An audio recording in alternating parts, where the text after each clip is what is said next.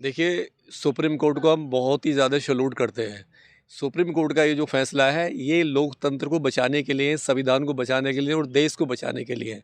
देश की आत्मा पे, संविधान पे जो बार-बार ये सरकार हमला कर रही है आए दिनों से जब से बनी है, तो सुप्रीम कोर्ट कहीं न कहीं दिखा रहा है कि अभी देश में सुप्रीम कोर्ट का शासन चलता है, सुप्रीम कोर्ट का रोल चलता है और संविधान अभी ज़िंदा है, संविधान मरा नहीं है।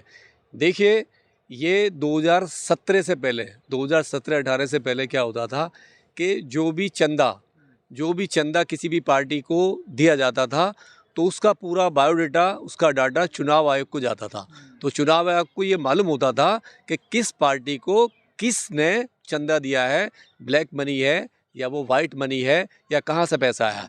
लेकिन इन्होंने 2017-18 में जो इनका वित्त बजट ये जो लेके आए पार्लियामेंट में, और इन्होंने उसमें ये इलेक्टोरल बॉन्ड की व्यवस्था रखी और 29 जनवरी 2018 को इन्होंने एक स्कीम लॉन्च की इलेक्टोरल बॉन्ड की। और ये स्कीम जो लॉन्च की, ये केवल एक बैंक को दिया इन्होंने, एसबीआई बैंक जो गवर्नमेंट का बैंक है, उस बैंक को ये अधिकार दिए कि आप एसबीआई बैंक की पूरे देश की किसी भी ब्रांच से कोई भी आदमी जो केवाईसी के दायरे में आता हो, वो कोई भी व्यक्ति, कोई भी कंपनी इलेक्टोरल बॉन्ड अनलिमिटेड खरीद सकती है। और वो 1000 से लेके अरबों रुपए तक, अनलिमिटेड अरब रुपए तक का चंदा किसी भी पार्टी को वो इलेक्टोरल बॉन्ड के जरिए दे सकती है। अब ये कितना खतरनाक है, इन्होंने क्या किया है कि इलेक्टोरल बॉन्ड वो एसबीआई बैंक से लेगा, कोई भी क्रिमिनल, कोई भी जिसने अकाउंट खोल रखा है, उद्योगपति हो, ब्लैक मनी हो, कोई भी उठाया गिरा हो, या कोई भी एक ऐसा व्यक्ति हो जो किसी भी पार्टी को चंदा देके अपना काम निकलवा लेगा बड़ी आसानी से। इन्होंने क्या है, सबसे ज़्यादा क्या किया है कि उस जो इलेक्टोरल बॉन्ड है, एसबीआई बैंक को ये कहा कि आप उसको छुपा कर रखोगे, उसकी जानकारी किसी को नहीं दोगे, केवल सरकार को जानकारी दोगे। सरकार को ये पता होना चाहिए कि वो जो देने वाला व्यक्ति है, जो इलेक्टोरल बॉन्ड खरीदा है वो, और पैसा उसने कितना दिया है वो, और कहाँ से आया है वो केवल सरकार को मालूम होगा। अगर आम पब्लिक का आदमी कोई भी अगर ये बैंक से मालूम करता है कि किसके पास कितना धन आया है, किसने बॉन्ड खरीदा है, कितना किसने किस पार्टी को दिया है, तो आप उसकी जानकारी नहीं दोगे। यानी इन्होंने सीधा सीधा जो सूचना का अधिकार है, आरटीआई एक्ट जो बना, सूचना का अधिकार, राइट टू मतलब इंफॉर्मेशन, उसको इन्होंने ख़त्म कर दिया कि उसकी जानकारी बैंक किसी को भी नहीं देगा। दूसरा, आर्टिकल 19(1)(a जो है वो तो अभिव्यक्ति आज़ादी का जो था, स्वतंत्रता की आज़ादी, वो भी इन्होंने ख़त्म कर दिया। वो इन्होंने ख़त्म किया। इसमें दो हमारे जो संविधान के जो वो थे एक्ट, उन्होंने पूरी तरीके से ख़त्म किया। तो सुप्रीम कोर्ट को ये लगा कहीं ना कहीं कि ये पूरी तरह से इसमें ब्लैक मनी आएगी। और जो ब्लैक मनी क्या, जो भी XYZ कोई भी अगर क्रिमिनल आदमी होगा, कोई व्यापारी होगा, कोई उद्योगपति होगा, जो पार्टी को चंदा दे के वो आने वाली सरकार से अपना काम निकलवा सकता है।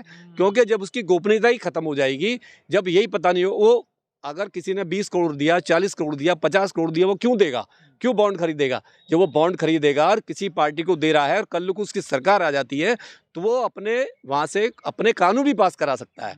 यानी वो सरकार से मतलब रिश्वत देके, इसे कहते हैं रिश्वत देके, इलेक्टोरल बॉन्ड के जरिए रिश्वत देना, यानी डायरेक्ट रिश्वत देंगे तो चुनाव आयोग पकड़ेगा। और सीधी बात है, इसका चुनाव आयोग के पास में कोई डाटा नहीं है, चुनाव आयोग के पास को भी बाहर रखा हुआ है।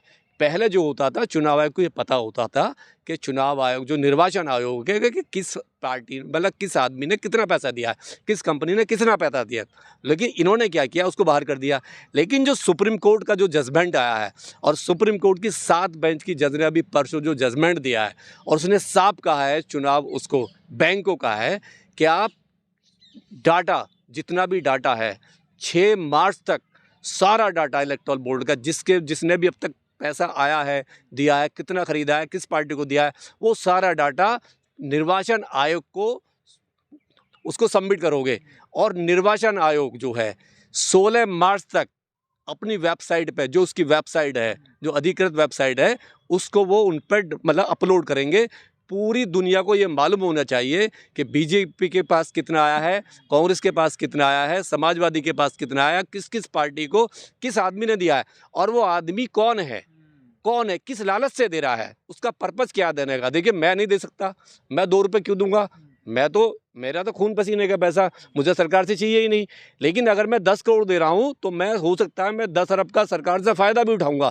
तो इसे कहते हैं रिश्वत देना, यानी मतलब लोकतंत्र की हत्या करना। और जिस तरीके से सुप्रीम कोर्ट ने ये जजमेंट दिया है, हम फिर कह रहे हैं कि सुप्रीम कोर्ट को सैल्यूट है। सुप्रीम कोर्ट इस सरकार को कहीं ना कहीं आईना दिखा रहा है और वो कह रहा है कि अभी जो देश जो चलेगा, हमारा जो देश चलेगा वो संविधान से चलेगा, सुप्रीम कोर्ट से चलेगा। ये तुम्हारे जो ना, जो तुम ये गोलमाल कर रहे हो, ये गोलमाल करके मतलब चोर के दरवाजे से लाना किसी भी चीज़, गैर संवैधानिक बताया है। और गैर संवैधानिक बताया है। और उसमें एक और है इनका, देखिए क्या है, एसबीआई का क्या किया, एसबीआई के पास में पूरा डाटा रहेगा, यानी डाटा एसबीआई के पास रहेगा। और उसमें भी ये है कि अगर 15 दिन तक कोई भी पार्टी अगर उस पैसे को नहीं निकालती है, बॉन्ड को अगर वो यूज़ नहीं कर सकती है, तो वो सारा पैसा प्रधानमंत्री राहत को उसमें वापस चला जाएगा, उसमें सबमिट हो जाएगा। तो वो बॉन्ड का है, तो मतलब वहाँ भी वो प्रधानमंत्री को उसमें चला जाएगा पैसा। और उसका फ़ायदा ये होगा कि सरकार को होगा। तीसरा ये है कि सरकार, चाहे किसी की भी सरकार हो, सरकार बैंक से पूरा डाटा लेके ये मालूम कर सकती है कि किस पार्टी को कितना पैसा मिला है, और वो उसकी इंक्वायरी करके उसको सरकार कर सकती है। सरकार किसी भी पार्टी को फंसा भी सकती है, और जो देने वाला है उसको फंसा सकती है कि तेरे पास पैसा कहाँ से आया। यानी इसमें जो नुकसान होगा केवल अपोजिशन का होगा, सरकार का नहीं होगा। सरकार तो फायदे में ही रहेगी।